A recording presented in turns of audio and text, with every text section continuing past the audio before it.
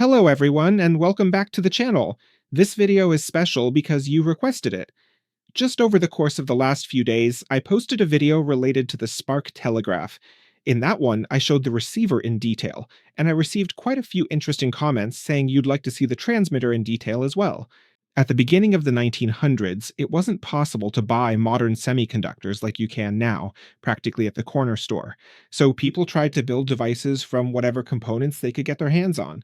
You know, back then, there had long been copper, glass, they knew about salt, iron, and with these, you could build a spark telegraph, as I just described. At the beginning of the 1900s, they already knew how to generate voltage. They were familiar with alternating current, they understood what resonance was, and they also knew the operating principle of the transformer. That's pretty much all you need, and with that, you can make a spark telegraph. You will need a primary induction coil with not too many turns, and you also need another secondary coil with a significantly larger number of turns. You have to couple them together, meaning you need to place them very close to each other. And it helps if you put an iron core in, but basically, even with an air core, there is some magnetic coupling. The current in the smaller coil needs to be interrupted, and as a result, at the ends of the larger coil, the one with more turns, you'll see a visible high voltage spark. At the beginning of the 1900s, it was discovered that the voltage generated this way, specifically the voltage coming from the coil with more turns, can be used to charge a capacitor. The energy stored in the capacitor can then be discharged into another coil, a third coil. At this point, the energy stored in the capacitor and this third coil start to resonate, and as a result of the resonance, a significant voltage is generated. Moreover, this resonance occurs at a frequency of several megahertz, and these few megahertz were more than enough to transmit information over a relatively long distance. But the thing is, they couldn't just walk into the corner store and buy a 10,000 volt or a 100,000 volt capacitor. So what could they do? They checked what they had at home. Let's get a bit closer now. I'll bring the camera right over and show you exactly how you can make a functional capacitor out of a standard glass canning jar. To achieve resonance at a frequency of a few megahertz, you need a capacitor, which in this specific case will be this canning jar and a coil. The canning jar is actually much more interesting than you might initially think. Let me open it up for you. I've meticulously soldered copper wires using individual strands to the metal lid of the jar, and inside there is water, or more specifically, a solution of salty water. Salty water, to be exact, and it hangs down into here. The copper strands are let out to this terminal, and I've wrapped the side of the canning jar with aluminum foil. People could already make things like this back around the 1900s. Even if they didn't use aluminum foil, it worked perfectly well with iron or copper plates too. The glass provides the necessary insulation, the salty water acts as one electrode, and the outer metal layer serves as the other electrode. This simple setup creates a functional capacitor. Because a capacitor is nothing more than two metal plates with an insulator between them. Here, the insulator is the glass, one electrode is the salty water inside, which is connected out, and the other electrode is this foil you can see on the side of the canning jar. So this is basically a 20 kilovolt capacitor, meaning it can be charged up to 20,000 volts, and it has a capacitance of 1 nanofarad. The task is to somehow create a resonant circuit, and for a resonant circuit, you need a capacitor and a coil. Now, I'll show you a diagram. I'll show you how you can make a resonant circuit out of this. And then I'll come back here and we'll build the resonant circuit together. I've drawn a lot of things on this paper, but this is the main part. This is the 1 nanofarad capacitor, which was made from canning jars, and this is the coil you saw on the PVC pipe. The inductance of this coil is 14 microhenries. It consists of 30 turns on a 50 millimeter diameter PVC pipe. It's very important not to wind the turns too tightly on the PVC pipe because the voltage between the two ends of the coil is very high. So there's also a high voltage between the turns, and you don't want the voltage to arc from one turn to another.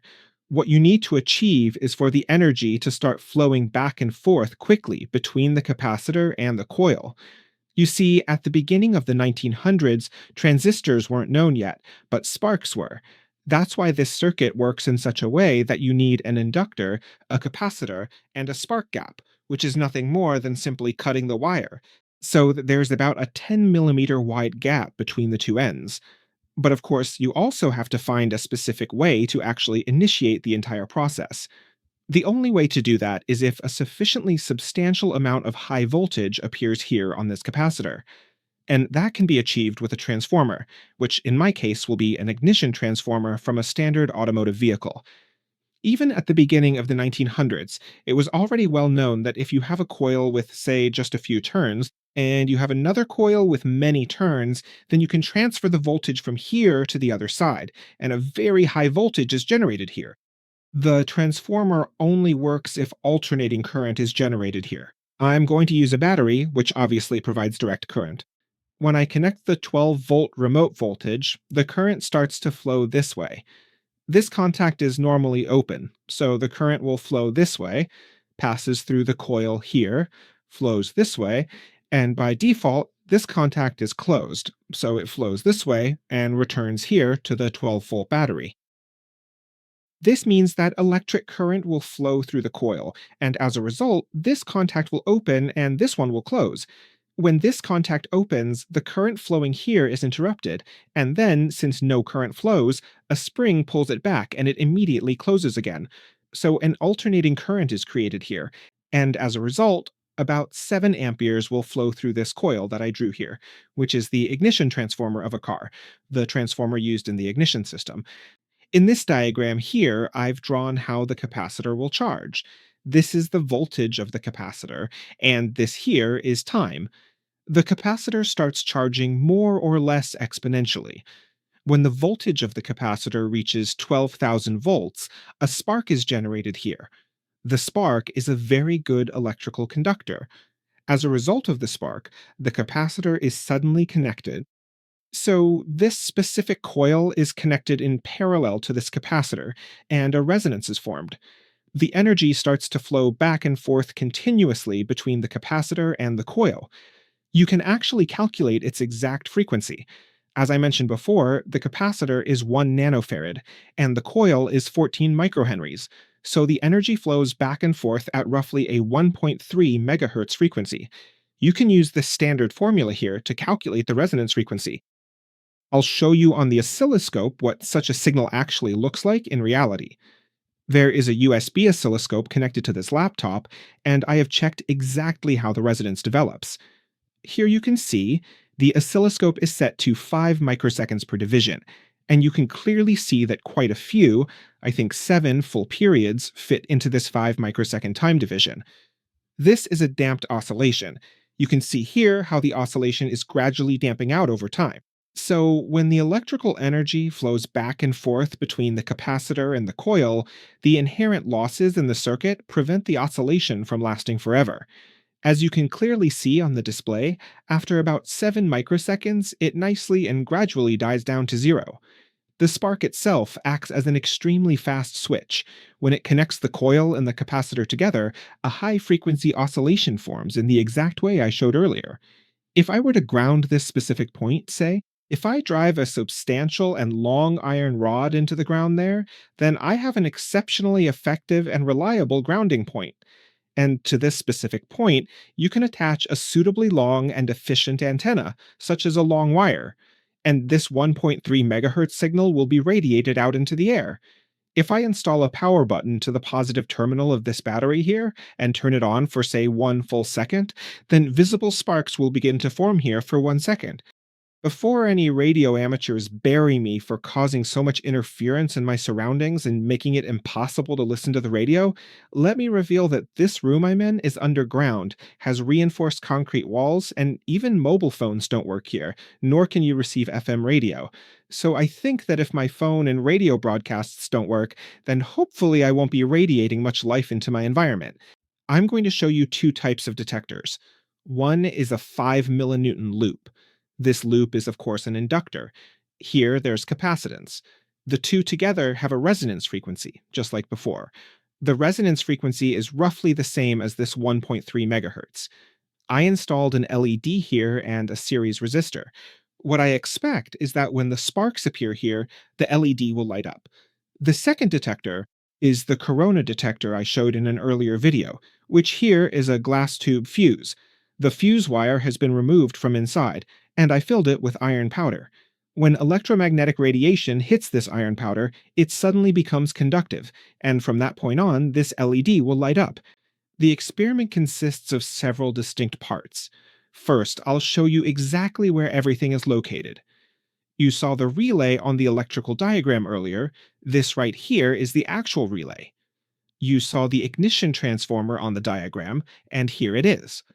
I have also put a Morse key switch right here, or at least the Morse key mechanism for the circuit. And its use is also connected. You can press it right here. And here is the glass jar with the salt water. This is the 1 nanofarad capacitor. In the first part of the experiment, we won't need either the coil or the jar. Let's simply see what kind of bright spark the ignition transformer can produce when it reaches those few kilovolts of high voltage. All I have to do is connect this terminal to the battery, and as I mentioned, here is this little button. When I press it, you can see the spark. I will go ahead and show you this much more closely now.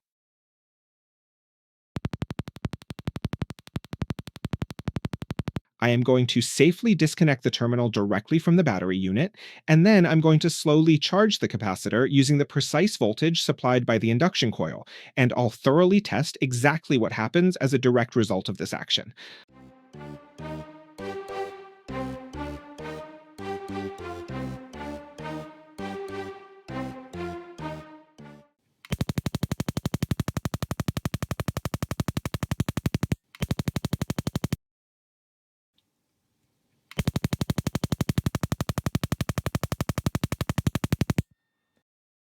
Actually, the sparks were coming so frequently, as you could clearly hear, that the camera wasn't able to capture every single one of them, because it only records at 60 frames per second. But you could definitely tell from the sound that something significant had changed. And now comes the specific part where I set up the resonance circuit. As I mentioned before, when the capacitor is fully charged, you need to connect the capacitor in parallel with this coil, and then a spark will connect them together in parallel. Let's see exactly what happens now that every single part of this circuit is finally in its correct place.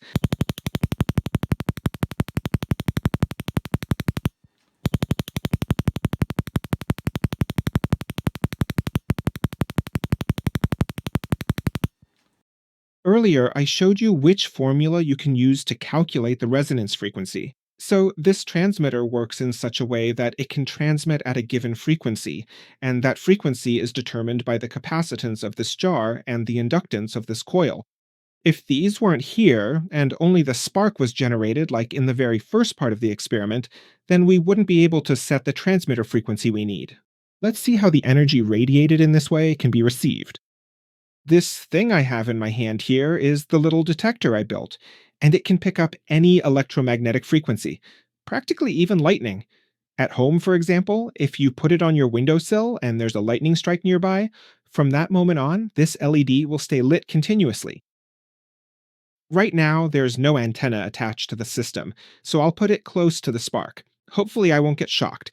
Here comes the spark, and you can see that as soon as the first sparks appear, the LED starts to light up. And let me show you. If I tap the whole device a little, the LED goes out. That's it. And the reason it goes out is because from that point on, the metal particles are disordered again. Let's try it one more time. So it stays lit until I tap it, and from then on, it doesn't light up anymore. I have another detector as well. This one has 5 turns and a pretty large diameter coil. There are two 200 picofarad capacitors connected in parallel at the output of the detector. Although, to be honest, this isn't really a detector, but rather a resonant circuit. The LED is flashing on and off. Hopefully, you can clearly observe the light pattern from it. I'll try to hold it very steadily so the camera can see the LED as well. If I want to use this as a spark transmitter, then one of the coil's outputs, let's say this one, needs to be connected securely to an electrical ground, which means you have to drive a big iron rod deep into the ground and connect one end of the coil to it. And on the other end, you can attach a long antenna here as well. There were people who used to do this back in the day. They would put another coil around this, a coil with a lot of turns, and connect that to the antenna. In fact, some even tuned the second coil as well, which allowed them to generate even higher voltages. So, without an antenna, the range isn't very large. I tried it myself, and the Core detector can pick up the sparks here from about 3 meters away. The specialized Corel detector device would easily detect it from many kilometers away. I'll try it out. Spring is coming soon anyway, and that's traditionally when we usually get frequent lightning. And then, to use Morse code with this specific device, you have to manually press the small button right here. Ta ta t t t, ta ta ta, however you want, or more precisely, according to the standard Morse codes. Well, even if not very skillfully, I tried to send the SOS signal, which is 3 short, 3 long, 3 short. It has a very distinctive sound. It really stands out from the noise. This probably also played a part in why the SOS signal eventually became international. In the past few minutes, you could see how to make a spark telegraph from very simple materials. I would like to express my most sincere gratitude to you for your time and your kind attention today. It has been a genuine pleasure, and I truly appreciate everything you have shared. As we bring this conversation to a close, I want to wish you the very best in all of your future endeavors. Thank you once again for your incredible support, and I hope you have a wonderful day ahead. Goodbye.